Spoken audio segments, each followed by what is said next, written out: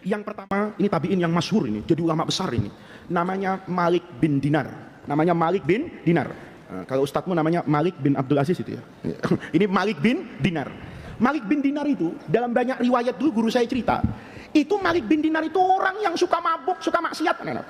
Nanti ini Allah akan gambarkan loh, orang yang kayak gitu itu pada titik tertentu dalam hidupnya bertemu dengan rahmat Allah, itu jadi orang baik.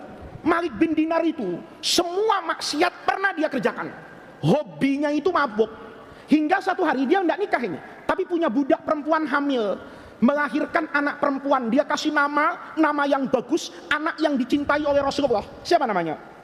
Sayyidah Fatimah. Jadi Malik bin Dinar ini, lihatnya anakku, dalam kejahatan apapun, sejauh apapun kita dari Allah, itu jangan sampai tidak ada sisi positif sama sekali.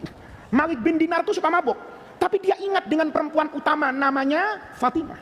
Malik bin Dinar itu tidak sholat anak-anakku, tapi ingat bahwa Nabi itu punya anak yang dicintai namanya Fatimah. Maka Malik bin Dinar nih dalam puncak maksiatnya punya anak namanya Fatimah.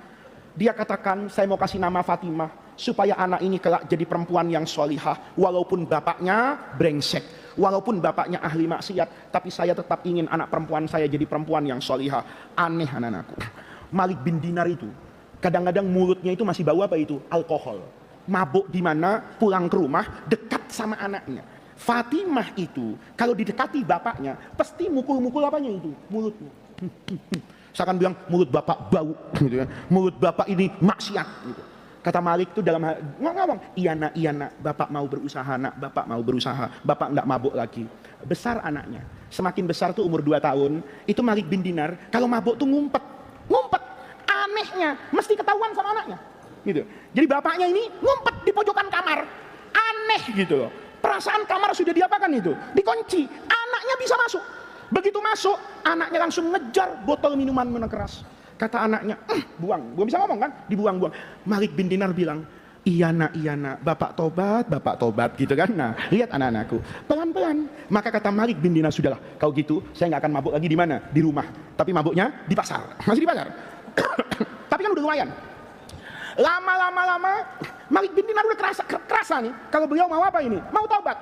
Allah cabut anaknya itu, meninggal mendadak. Malik bin Dinar itu kayak orang yang kehilangan cinta. Kaget betul dia. Ya Allah, anak saya meninggal. Padahal anak saya lah yang menghalang-halangi saya untuk minuman keras. Dia berburuk sangka sama Allah. Kalau begitu, memang Allah maunya saya mabuk. Maka mabuk lagi. Ya, mabuknya ini naik lagi. Hingga dalam riwayat itu malam Lailatan nisfi min Sya'ban. Sampai pada malam nisfu Sya'ban. Setan itu datang ke telinganya. Kata setan, tanggung mabuk segitu, ya kan?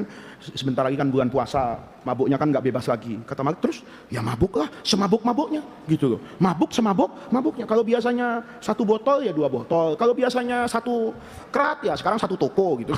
Kalau biasanya mabuknya setoko ya pabriknya isep gitu loh. Kata siapa? Kata setan. Maka kata Malik bin Dinar, malam itu saya benar-benar mabuk. Kebanyakan minum di luar kontrol. Maka saya tertidur. Ini anak-anakku, la taqnatu min rahmatillah. Rahmat Allah itu kadang-kadang menghampiri kita dengan cara yang tidak pernah kita duga-duga. Malik bin Dinar itu taubat bukan karena baca Quran. Malik bin Dinar itu taubat bukan karena ngaji Riyadhus Shalihin sama Muhammad Faiz. Malik bin Dinar itu taubat gara-gara minum apa itu? Arak sebanyak-banyaknya. Maka mabuk dia sampai tertidur. Dalam tidurnya itu kata Malik bin Dinar, ka'annal qiyamata qamat. Tahu-tahu kiamat itu apa itu? Datang, ya. Al-qari'atu mal qari'ah wa ma adraka mal qari'ah idza zulzilatil ardu zilza wa akhrajatil ardu akhwauda bu sirama fil kubur wa husilama fi sudur. Pokoknya semua orang tuh digiring di padang mahsyar. Terdengar suara memanggil, Malik bin Dinar, tanggung jawab. Mau diapakan ini? Diseret ke mizan. Mau diapakan itu? Ditimbang. Maka Malik tuh takut banget. Karena takut, lari dalam mimpi itu. Lari sekencang-kencangnya. Begitu lari, dia dikejar sama apa itu? Ular besar, kayak barongsai itu. Lebih besar lagi, tahu barongsai? Barongsai Cina yang gede banget itu lebih gede dari itu. Ular gede, larilah Malik bin Dinar sekencang-kencangnya. Ngelihat ular itu semakin dekat, kata Malik, oh gimana? Di ujung jalan itu, dia ketemu dengan siapa itu? Kakek-kakek tua. Kata Malik bin Dinar, kek, kau satu-satunya manusia yang masih ada di mahsyar ini. Tolongin saya, kek. Kata kakek, ana doif, minta tolong sama kakek-kakek, lawannya ular, kan enggak, tapi tapi nggak ada orang. Kayak mohon. Kata kakek itu, ama alimta anak anni syaikhun dhaif. Kamu buta. Saya ini udah tua renta. Saya ini sudah lemah. Kok disuruh ngelawan ular? Nggak bisa. Kata Malik, tolong. Kata kakek itu, ya sudahlah. Karena kamu minta tolong, udah lari aja kemana kek? Kata, lari dia. Sampai di pinggir apa itu? Bukit, jurang. Ular itu dari belakang sebentar lagi. Tiba-tiba kata Malik bin Dinar, ada suara anak-anak kecil di bawah berteriak, ya Fatimah tuh, ya Fatimah, Fatimah adriki abaki. Anak-anak kecil, Fatimah, babe lu tuh udah mau mati kena kobra. Maka Fatimah itu muncul dari bawah tebing itu, loncat meluk bapaknya, tangan kirinya memeluk bapaknya, gendong kayak gini, tangan kanannya mengangkat. Ular itu seketika mati dan hilang. Maka kata Malik bin Dinar, Fatimah, alhamdulillah ada kamu.